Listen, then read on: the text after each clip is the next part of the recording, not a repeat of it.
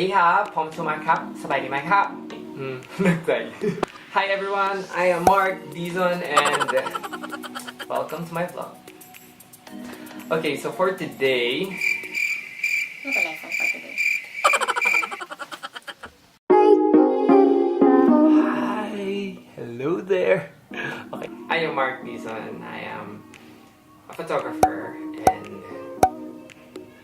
a visual artist. Also into film and sobrang dami ko ginagawa sa buhay. And I love doing all these things. So, I have some questions sa aking Instagram or my Facebook. How I take my photos when I'm traveling solo. Of course, marami sa atin ang magta-travel mag-isa and traveling is not complete for some of us kung wala tayong magagandang memories, and these are photos na pwede nating balikan kung matanda na tayo, anong ginawa natin sa lugar na to. And it's really challenging when you're traveling and when you're alone and you have no one to take your photos. I mean, you can enjoy, pero sa akin kasi as a photographer, I know how significant photos are and how I cherish them so much. It's the only evidence that you're there, and for me it's freezing moments and capturing time, and you make it what do you call it? You make it immortal. Yeah, immortalize moments. Today I'm gonna be sharing with you how I take my photos when I'm traveling solo. So I recorded how I take my photos.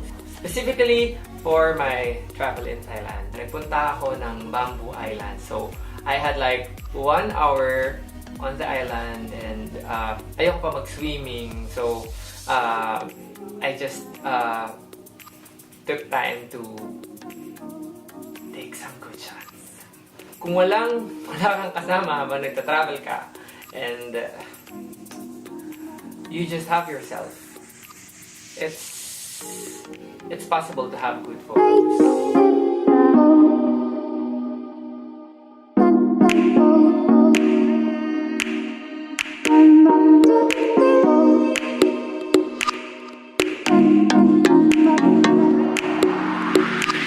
Go to Bamboo Island. Wow. Beautiful. Sakto lang.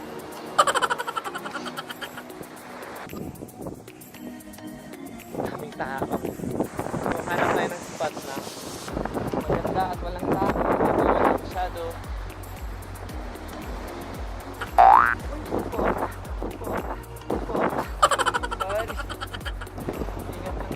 Important reminder, when you're doing this whole thing, this IG-worthy photos, please be safe. Diba nga, you're traveling alone. Ganito So, ako pag mag-isa. if anything happens to you, Ito, kasi yung paano ka? So, please, set pa lang ko ng be timer. safe. So, ganito ako mag-take ng photos kapag nag-travel mag-isa. Timer, tapos takbo, ganun. So, parang ganito, nandun na yung camera ko.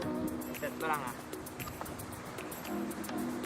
Okay, 1, 2, 3. Now, let's check the photo. Check natin. So, I found my next spot. Ito. So, ayan yung camera. Tapos, doon tayo. Okay, let's do this.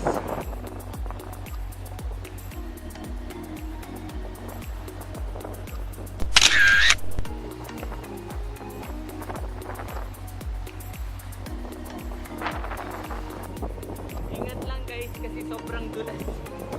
I hope I got the shot. Check natin. And I think I got it, but one more. Sobrang hirap maglakad sa batuhan, tas malumot pa yung iba. So, dapat maingat lagi. Safety first, please. Feeling ko hindi yun. Madulas kasi ng sapatos. So, tatanggalin ko yung shoes ko para makapit. Pero, sakit pala pala sa paa, so wag na. Iyakan. Baka masugatan ako, marami pa akong pupuntahan dito. Okay? Lang. Pero may good na tayo. One lang.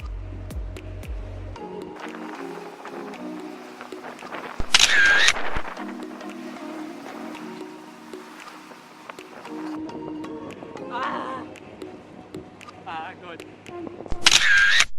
Okay, ito pa yung ibang shot. Hindi ko na-record lahat kasi nga sobrang nagtitipid ako ng battery. But ito yung ibang shots.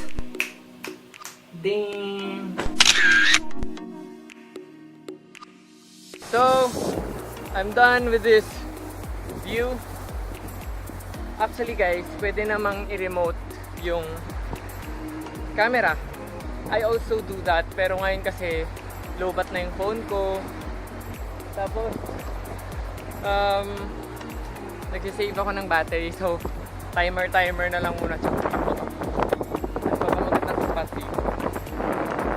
Ayoko dun sa beach kasi sobrang daming tae. Tao, sorry. Yan ito, so this one is beautiful. So, next, gusto ko yung punong to. Gusto ko yung texture niya, so dyan tayo. Next na magpo-post.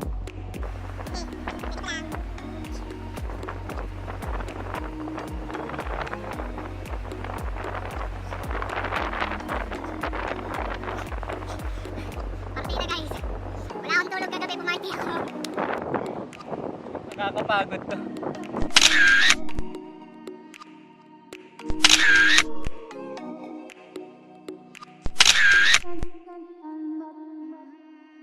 Here's the last one for the Bamboo Island.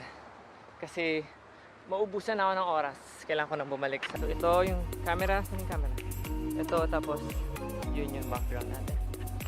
Okay.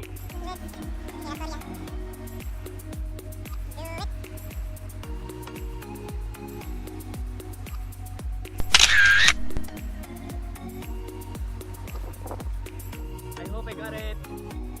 Kung hindi, try lang ng try hanggang sa kaya mo na. And ayan, kumuha pa ako ng ibang shots. This and this. And if you haven't got the shot yet, paulit-ulit lang hanggang sa makuha mo. And depende sa time limit niyo kasi syempre hindi naman lahat ng travel, you have unlimited time to be there and take all the time that you need to take your shot. Pero actually, one good shot is enough. You just need one good winning shot.